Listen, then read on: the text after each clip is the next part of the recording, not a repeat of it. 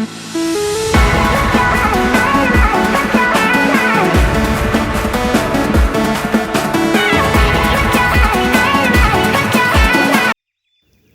people of Israel saw that the other nations had king to rule them and demanded that they should have one too. The great prophet Samuel asked God for approval. He was told to choose a man called Saul from the tribe of Benjamin to be the first king of Israel.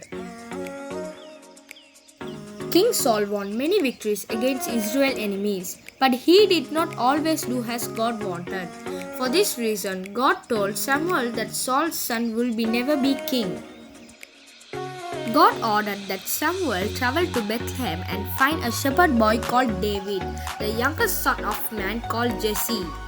It was David that God wanted to be the next king. Samuel did so and gave David a special blessing, and from then on, God was always with him. King Saul's army often had to fight with the Philistines because they were constantly invading Israelite territory. One day, Jesse sent David off with food supplies for them. He reached the camp as a battle was beginning around. Armed soldiers were marching onto the battlefield. Suddenly, they all turned and came running back in fear. Whatever is going on, David called as one terrified soldier ran past. The man just shouted, "Look," and pointed behind him. Striding out of front of the Philistine army was a warrior more enormous than David could have dreamed. He was almost twice as big as everyone else. "Run away if you like," the giant bellowed. "There is no need to battle. If you are too cowardly, just send someone to fight me in a single combat. Whoever wins has a victory for their side." He smashed his mighty spear against his shield and threw back his head and roared, and the noise crashed around the surrounding hills like thunder. Everyone were running opposite side. No one hears to fight him. David was outraged. How dare he is! It's an insult not just to us but to God. He spat, "Just let me at him. I've killed lions and bears. When they've attacked my father's flocks, I can do the same to this beast too. God protected me, then he will protect me now."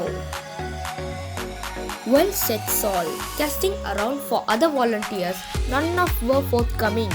"Very well, and God be with you." Saul instead of dressing David on his own armor, but it was so big and bulky that he couldn't move so. David took it off again. He strode out to meet the giant Goliath, with just his staff, his slingshot, and 5 smooth stones in his shepherd's pouch. King Saul and his army watched in amazement. The giant was roaring with laughter as a mere child walked towards him. The young boy was yelling back he was going to slay Goliath in the name of God. The shepherd boy stood firm as the giant ran towards him, with death in his eyes. Brandishing his spear, then David raised his slingshot and whirled it around. Once,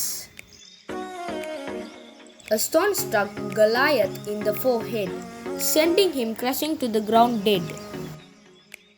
As King Saul and his army cheered, David drew the giant's sword and cut off Goliath's head with one blow, and the Philistines turned and fled, leaving the Israelites.